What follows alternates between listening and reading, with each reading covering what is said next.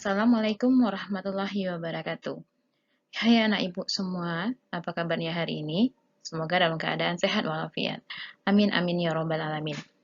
Baiklah anak-anak ibu semua, kembali lagi dengan video kita di pertemuan keempat, masih bersama dengan Ibu Sartika Wahyuni. Baiklah, di pertemuan keempat ini kita akan membahas submateri kita mengenai akhir pendudukan Jepang di Indonesia. Sebelum kita membahas lebih jauh bagaimana akhir pendudukan Jepang di Indonesia, angka lebih baiknya kita simak dulu bagan berikut agar memudahkan kita dalam memahami materi yang akan Ibu jelaskan. Nah, di dalam bagan, ya ini akhir pendudukan Jepang di Indonesia. Yang pertama, kita akan membahas mengenai dampak pendudukan Jepang di Indonesia. Ada 4 dampak. Yang pertama, di bidang politik. Yang kedua, sosial, budaya, dan ekonomi. Yang ketiga, di bidang pendidikan. Yang keempat, bidang birokrasi dan militer. Ini untuk dampak pendudukan Jepang di Indonesia. Untuk yang kedua adalah janji kemerdekaan. Untuk janji kemerdekaan, ada 3 yang akan kita bahas materinya. Yang pertama, janji Kaiso. Yang kedua, BPUPKI. Yang ketiga, ini PPKI. Nah, ini adalah materi yang akan kita bahas pertemuan keempat ini. Nah, langsung saja kita membahas materi kita, dampak pendudukan Jepang di Indonesia. Yang pertama, kita masuk dalam bidang politik. Mengenai bidang politik, apa-apa saja dampak pendudukan Jepang yang ada di Indonesia? Yang pertama, nah, di sini kita melihat ini adalah materi kita pada masa pendudukan Jepang Indonesia pada bagian sistem pemerintahan sipil. Nah, pada masa pendudukan Jepang, maka di bidang politik dampaknya dibentuknya lembaga-lembaga, yaitu seperti ada Shu, Shi, Ken, Gun, Son, dan juga Ku. Kemudian yang kedua, perubahan yang terjadi adalah munculnya tokoh-tokoh nasional yang memiliki pengaruh cukup besar bagi bangsa Indonesia. Nah, oleh karena itu, Jepang mengajak tokoh tersebut untuk bekerja sama. Ada di sini ada 4 serangkai yang kita kenal pada masa organisasi sosial kemasyarakatan yang kita kenal dengan Putera, yaitu ada Insinyur Soekarno, kemudian Ki Hajar Dewantara, kemudian Muhammad Hatta, dan juga Kiai Haji Mas Mansur. Nah, yang ketiga, pada masa pendudukan Jepang, dalam bidang politik dibentuknya Chosang-in. Nah, Chosang-in ini merupakan Dewan Penasehat Pusat. Sementara untuk Dewan Penasehat Daerah dikenal dengan Susangikai. Nah, orang-orang Indonesia yang ditunjuk berpartisipasi dalam pemerintahan tersebut hanya berkedudukan sebagai penasihat. Penambahan personel pegawai untuk pribumi hanya berlaku di Jawa sebagai pusat kegiatan politik. Jadi pada bidang politik, dampak pendudukan Jepang ada 3. Yang pertama, dibentuknya lembaga pemerintahan. Yang kedua, berperannya tokoh-tokoh nasional yang saling bekerja sama dengan Jepang. Yang ketiga, dibentuknya Chosang-in dan juga Susangikai.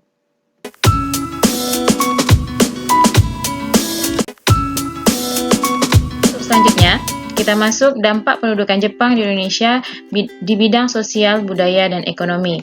Nah, untuk yang pertama kita masuk dalam bidang sosial dulu. Nah, dalam bidang sosial mungkin kita juga udah bahas di pertemuan ketiga kemarin mengenai sistem Romusa. Nah, bidang sosial salah satu dampaknya adalah pengerahan Romusa. Dampak dari sosial ini pelaksanaan Romusa karena Jepang mengadakan mobilisasi massa sebagai tenaga Romusa karena adanya kebutuhan akan tenaga Romusa di luar Pulau Jawa dan juga di luar Indonesia. Di luar Indonesia, para Romusa yang dikirim ke Burma, Myanmar, Thailand, dan Malaysia untuk membuat jalan kereta api. Jadi, dengan adanya pengerahan Romusa ini, maka menimbulkan penyakit, kemudian juga kematian. Selanjutnya, produktivitas petani mengalami perubahan akibat pengerahan tenaga kerja. Jadi besar sekali dampaknya pengerahan Romusa ini. Selain mereka disuruh untuk bekerja keras, demi memenuhi kebutuhan bangsa Jepang, baik itu membangun jalan, kemudian demi fasilitas-fasilitas yang ada untuk Jepang, maka menimbulkan penyakit, kematian, dan juga produktivitas dalam memperoleh pangan. Maka ini salah satu penyebab dampak dari bidang sosial pendudukan Jepang. Baiklah, kita lanjut dampak penjajahan Jepang di Indonesia di bidang budaya.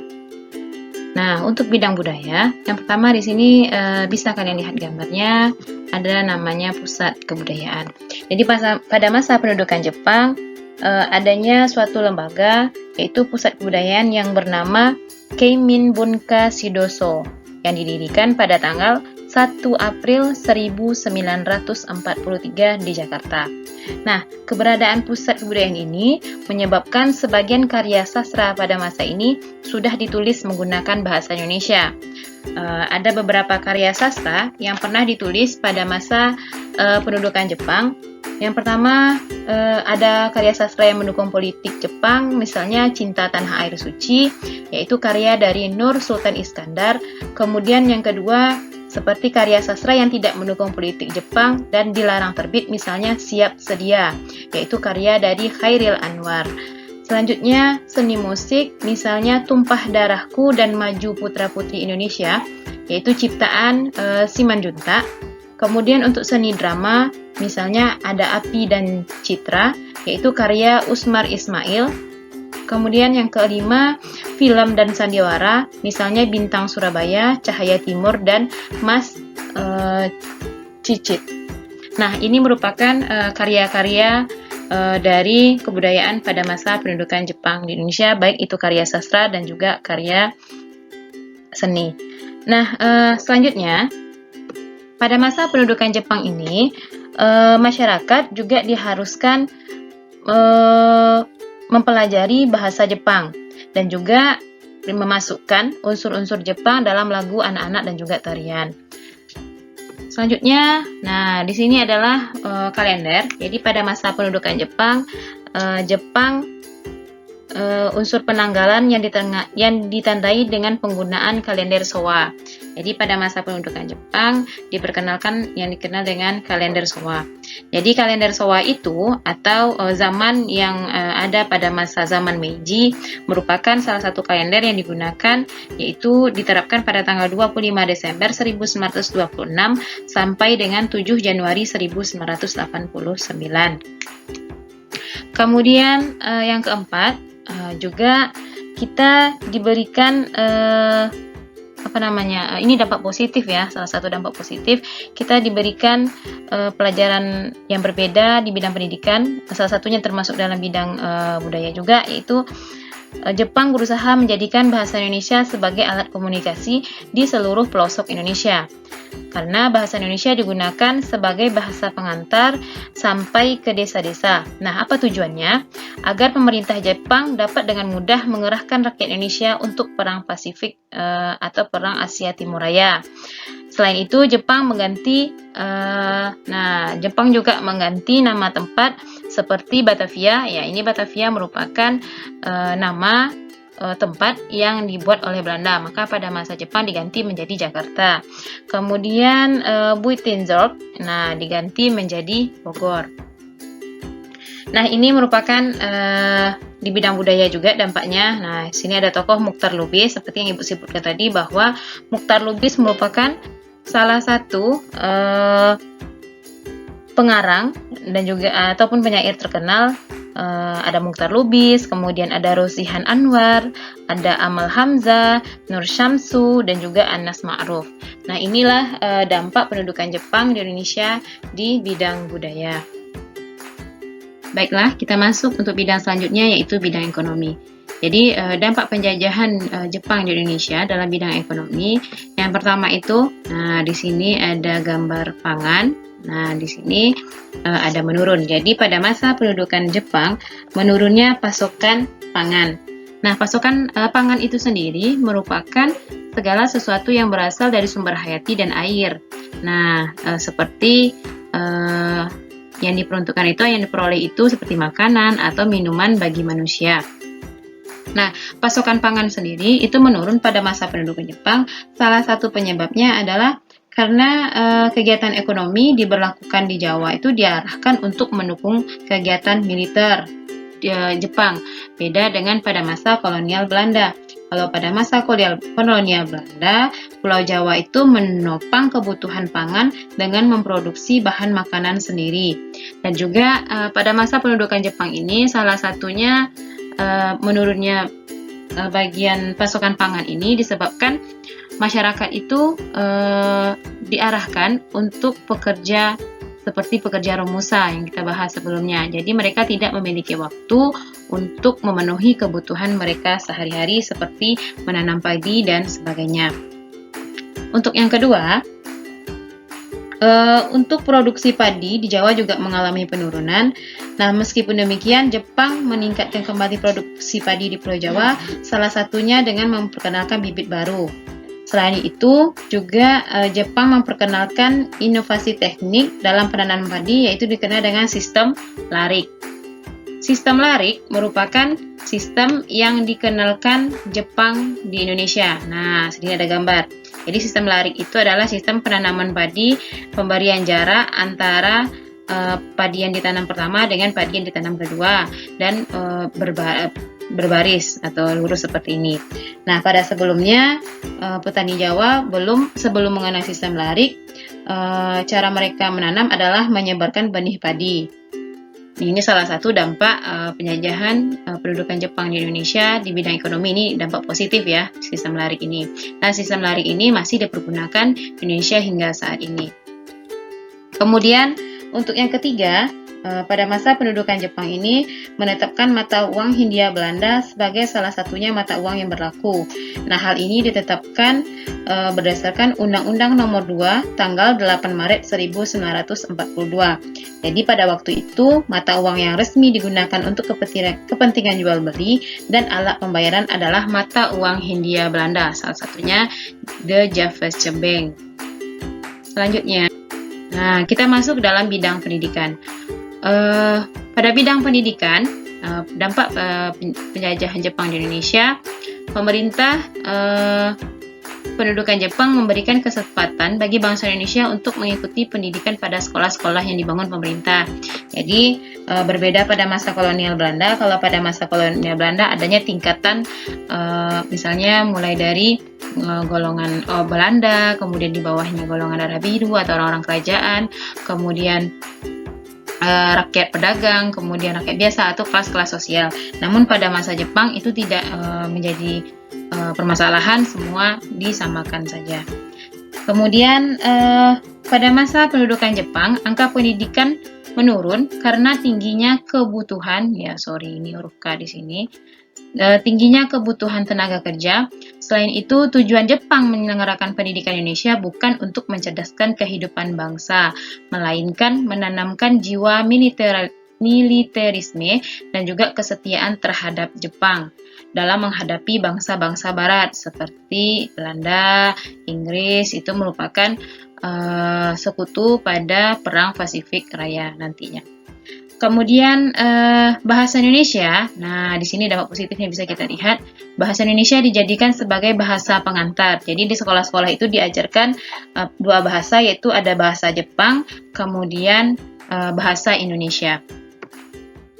Selanjutnya, pada masa pendudukan Jepang, siswa diwajibkan ada beberapa hal. Yang pertama, mempelajari bahasa Jepang. Jadi, siswa diwajibkan untuk mempelajari bahasa Jepang. Kemudian yang kedua, memberikan hormat ke arah matahari terbit dengan cara membungkuk badan seperti ruku dalam sholat atau yang kita kenal seikeirei. Nah, penghormatan ini dilakukan setiap pertemuan umum dan setiap nama Tenno Haika Kaisar Jepang disebut. Kemudian yang ketiga, kewajibannya menghormati adat kebiasaan Jepang, salah satunya seikeirei ini. Selanjutnya yang keempat, mengikuti latihan kemiliteran dan menanamkan semangat tentara Jepang atau Nippon Seien. Selanjutnya, mengikuti kerja bakti atau kinrohoshi untuk mengumpulkan bahan-bahan yang berguna untuk perang, menanam ubi, menanam jarak, dan memperbaiki jalan. Ini gambar ini hanya sampel saja ya. Kemudian selanjutnya kewajibannya menyanyikan lagu kebangsaan Jepang. Yang terakhir yaitu melakukan gerak badan atau taiso. Nah, ini kewajiban yang harus dilakukan siswa pada masa pendudukan Jepang dalam bidang pendidikan. Selanjutnya kita masuk dalam bidang birokrasi dan militer. Untuk bidang birokrasi dan birokrasi, kita udah bahas juga adanya pembagian-pembagian kelembagaan seperti Shu, Shi, Gun, Son, Fu, kemudian Bumi, Niaza, kemudian Kota, Shi, Shukon, Tokubet, Shushi, kemudian Shiko, kemudian Bunken. Nah, ini adalah pembagian lembaga-lembaga pemerintahan yang dibagi pada masa pendudukan Jepang. Kemudian untuk bidang militer, banyak manfaat bagi rakyat Indonesia melalui kebijakan militer diterapkan. Pemerintah rakyat Indonesia mendapat kesempatan belajar militer, mulai dari dasar militer, baris berbaris, latihan menggunakan senjata, organisasi militer, dan latihan perang. Nah, melalui propagandanya, Jepang berhasil membujuk penduduk bersedia memerangi pasukan sekutu, dan Jepang memberikan pelatihan secara intensif kepada penduduk dengan latihan militer. Nah, bekas pasukan peta itulah yang menjadi kekuatan inti pada keamanan rakyat Indonesia, kemudian berubah menjadi tentara keamanan rakyat, kemudian sekarang dikenal dengan Tentara Nasional Indonesia. Jadi bisa dikatakan merupakan dampak positif penjajahan Jepang di Indonesia di bidang militer.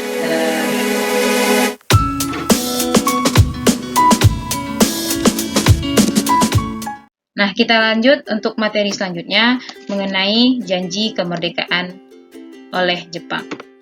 Nah, karena kedudukan Jepang semakin terdesak dalam Perang Pasifik karena Pulau Saipan yang sangat strategis jatuh ke tangan Amerika Serikat yaitu pada bulan Juli 1944 dan disusul dengan kekalahan Jepang di berbagai wilayah perperangan. Untuk menarik simpati rakyat Indonesia, maka Jepang memberikan janji kemerdekaan. Nah, apa-apa saja janji kemerdekaan yang diberikan oleh Jepang ke Indonesia? Yang pertama, kita mengenal nanti adanya janji Kaiso. Nah, janji Koiso, janji Koiso. Kemudian yang kedua, adanya BPUPKI. Nah, kita akan membahas mengenai Badan Persiapan Kemerdekaan oleh BPUPKI.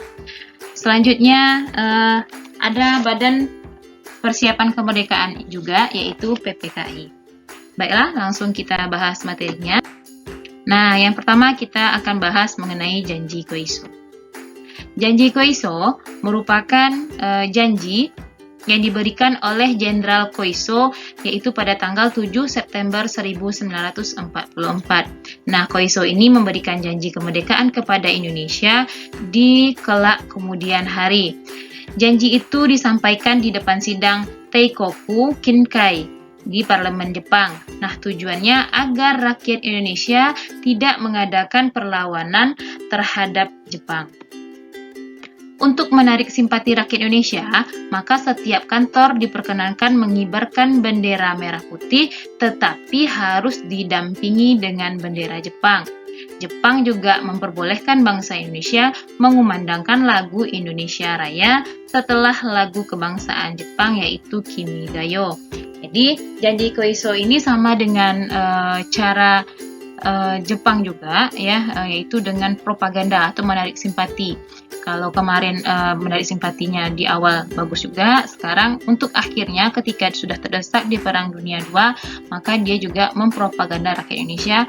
Yang pertama yaitu memberikan janji kemerdekaan, selanjutnya memperbolehkan mengibarkan bendera merah putih dan menyanyikan lagu kebangsaan Indonesia Raya. Nah, kita masuk janji kemerdekaan selanjutnya yaitu BPUPKI atau Badan Penyelidik Usaha-Usaha Persiapan Kemerdekaan Indonesia atau disingkat dengan BPUPKI atau dalam bahasa Jepangnya Dokuritsu Junbi Chosakai. Jadi untuk menindaklanjuti janji dari Koiso, maka pembentukan BPUPKI dibentuklah Badan Penyelidik Usaha-Usaha Persiapan Kemerdekaan Indonesia ini yang diumumkan oleh Letnan Jenderal Kumakichi pada tanggal 1 Maret 1945. BPUPKI ini sendiri diketuai oleh Rajiman Widodiningrat, sementara itu RP Suroso dan Ichibangase, tokoh Jepang, sebagai wakil ketua. Jadi tujuan dari BPUPKI ini untuk mempelajari dan mempersiapkan hal-hal penting mengenai masalah tata pemerintahan Indonesia untuk merdeka.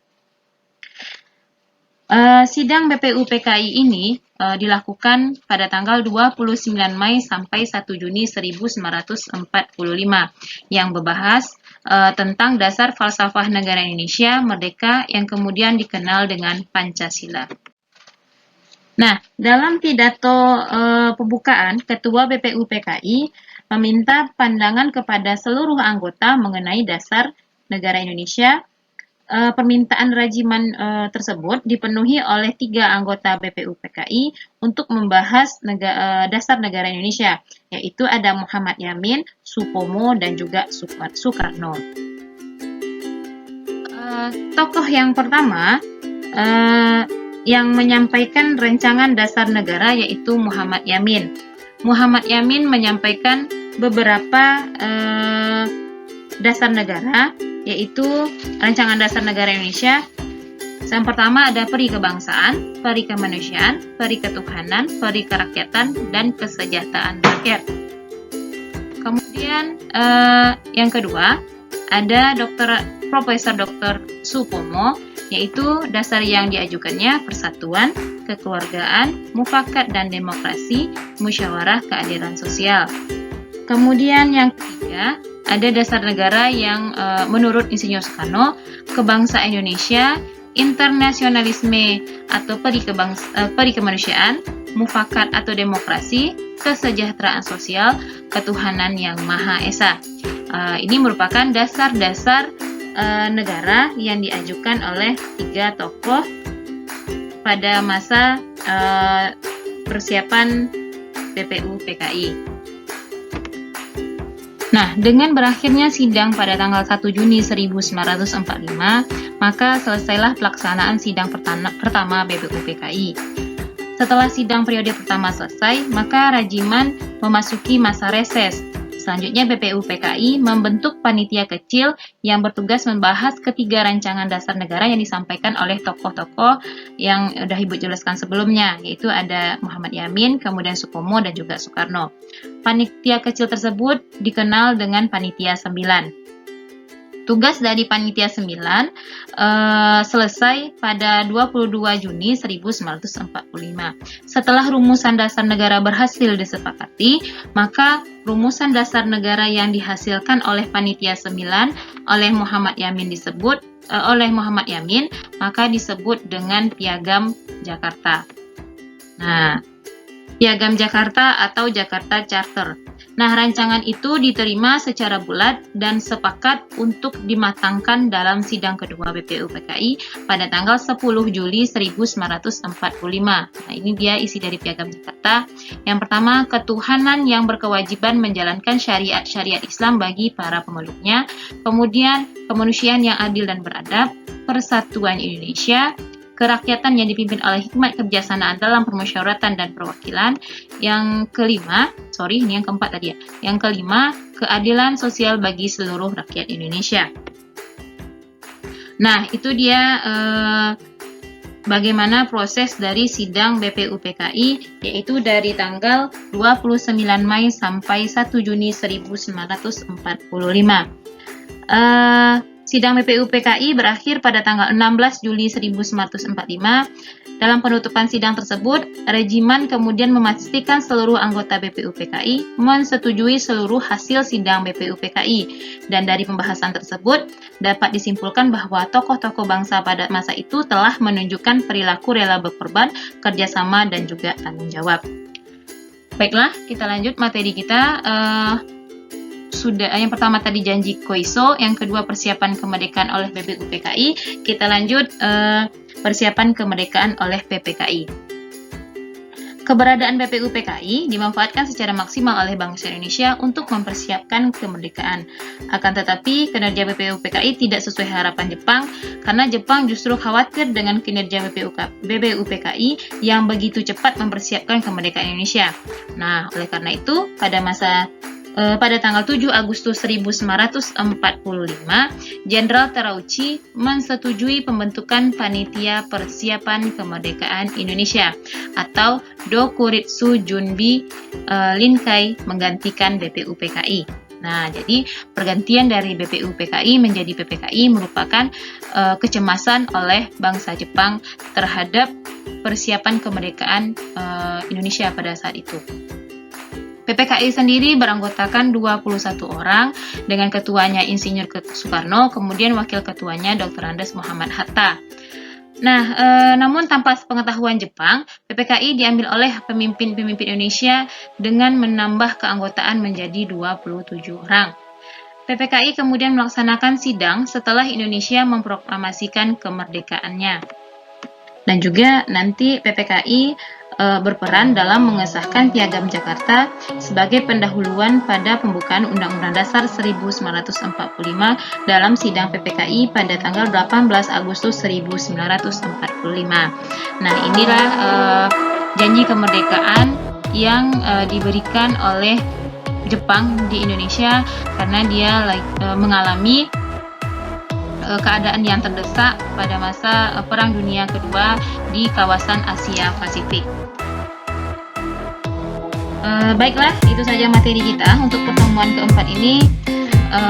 Maka bisa dikatakan bahwa melemahnya kedudukan Jepang di Indonesia berdampak pada menguatnya keinginan bangsa Indonesia untuk segera mewujudkan kemerdekaan. Berbekal dengan sikap kerja keras, tanggung jawab, dan pantang menyerah, tokoh-tokoh bangsa berusaha mewujudkan kemerdekaan yang sudah lama dicita-citakan.